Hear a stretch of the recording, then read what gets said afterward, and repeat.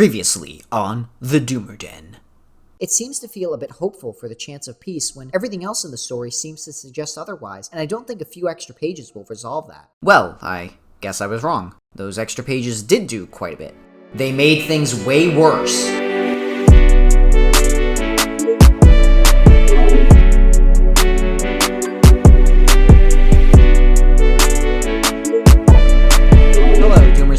I'm your host Didi, and today we're back at it again, forced once more to watch this ongoing train wreck. Of course, it goes without saying that today we're going to be discussing the ending of Attack on Titan with the added extra pages, and as a result, there will be spoilers. But, I mean, you clicked on the video, you know what we're in for. Before we begin, I'd just like to ask that if you're new to this channel, if you like this content, that if you'd consider liking the video or subscribing to the channel. It's really important to me to determine what people are interested in seeing, and I'm incredibly appreciative of all your support. And as a brief disclaimer, these are just my opinions on the new pages, and are not intended in any way to attack anyone who enjoyed them. I was very pleased with the amount of civil discussion on my previous video, and with very thought out comments. It'd be great to see that continue. However, that being said, I'm not sure how many people are out there defending this anymore. It's like Isayama went out of his way to ensure no camp of thought ended with what they wanted. Did you enjoy Eren being a bird? Too bad, he's a tree! Okay, let's get a bit organized before this turns into a mindless ramble. Let's first talk about what was new to the chapter, and then get into some of the problems it brings around. So let me be honest, when I first read chapter 139 a month ago, I was disappointed but not quite upset. I think it could have gone far better, but as I said, I'd still recommend the series then. But now I feel like I can certainly understand how the Game of Thrones crowd must have felt back in 2019. So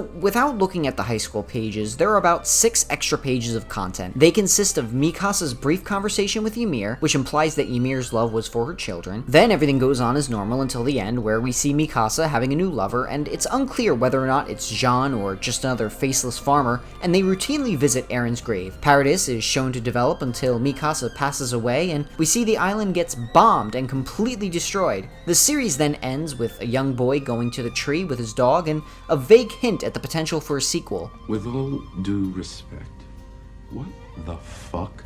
Now, let's start with the added bit to Ymir. This is probably one of the few fixes that the ending gives, placing more emphasis on Ymir's love for her children over the king, but there's still this glaring hole in showing that it was the king who really died? Is this another alternate reality or timeline with non-rumbling Eren, or is this real? If it's not real, then how does Ymir sacrificing herself to save the king, the only one in danger in the situation, protect her children? The problem is, it's the equivalent of fixing a jammed door problem by smashing the walls into your house. But what upset me most about this ending was the fact that my complaints in the previous video were validated. Paradis was destroyed and everything was for nothing.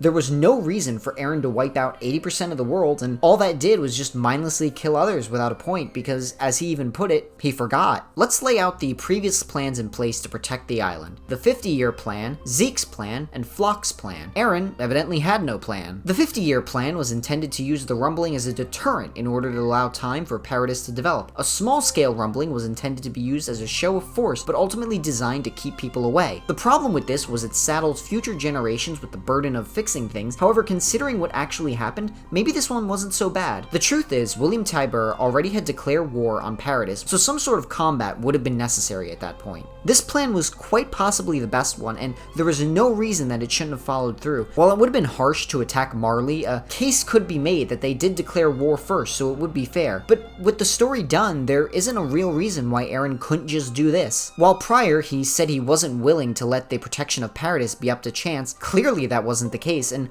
all he did was piss off the rest of the world even more. So what about Zeke's plan? While this would have led to genocide of the Eldians through a different matter, it at least would have potentially ended non-violently, with everyone getting a chance to live out the rest of their remaining lives. I could see why Eren and the others would oppose this, but again, considering the outcome we got, this honestly seems like a better alternative. Now, Floch's plan was essentially just going to war. He believed that was the only way to protect the island, as they were seen as devils, and he wanted to embrace that role. Well, this was obviously the worst outcome on an ethical level. The story was constructed in such a way at this point that he was right. Peace did not hold, and they went right back to destroy the island once they had the chance. So the fact that Hanji even admits that Floch was right prior, all that does is just give him credibility. Guys, you don't have to apologize. A simple singing of the wrong song is all I need. You were right, so right, and we were oh so wrong. You are smart, and we are dumb, that's why we sing this song. We're idiots. Now, it's important to talk about the bombing here. I've seen a lot of remarks that we don't know how long this happened after, and comments that this could have been centuries after the fact, but I'm not sure that's entirely accurate. If we follow our own history, we can estimate that the war initially ended around the early 1900s, as it could be compared to the First World War in terms of technology. Now we estimate that it would take 50 years for Paradis to catch up with the rest of the world, as mentioned, and with 20% of the planet left, you can assume things were on hold as the nation of Paradis played catch-up. Now, this catch-up is where we see the landscape of what's similar to New York City in the 1920s, and we see Mikasa as a frail older woman. I think it's fair to say that the 50 years of catch-up have occurred, as cars are quite plentiful in the streets at this point. So at this point, you can assume that Paradis starts to develop in a fashion similar to how New York City develops. 50 years also provides a lot of time for the rest of the world to recover, as we could see a whole second generation of children being born after the rumbling, with families that very likely adapted. Would you really think the rest of the world wasn't doing similar construction at this time? Let's talk some numbers. I'm afraid we need to use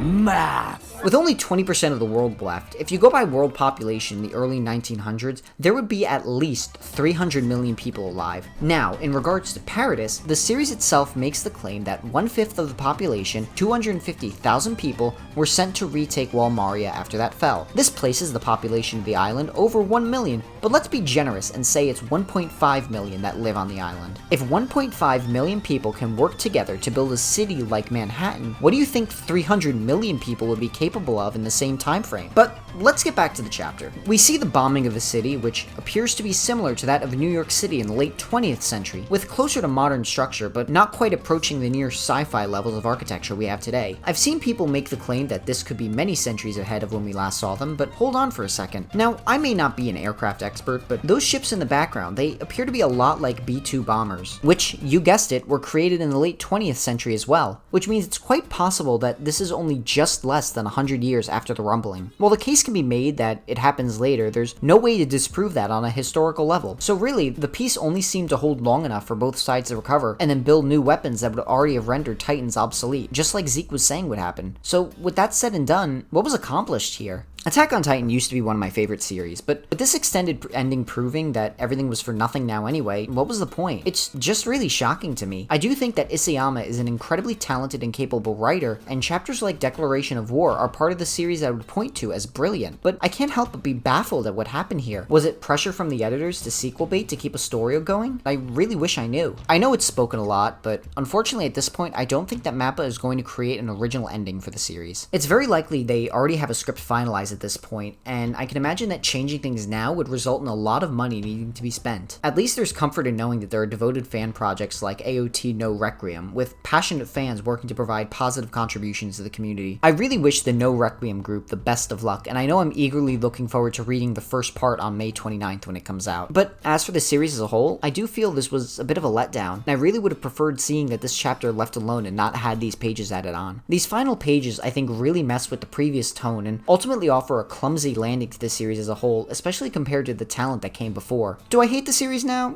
No, but this whole ordeal with the ending left a sour taste for me at the moment, and I'm not sure I'll be going back to reread it in the near future at this time. The best way to put it would likely be in the words of my parents on a near daily basis to me as a child. I'm not mad.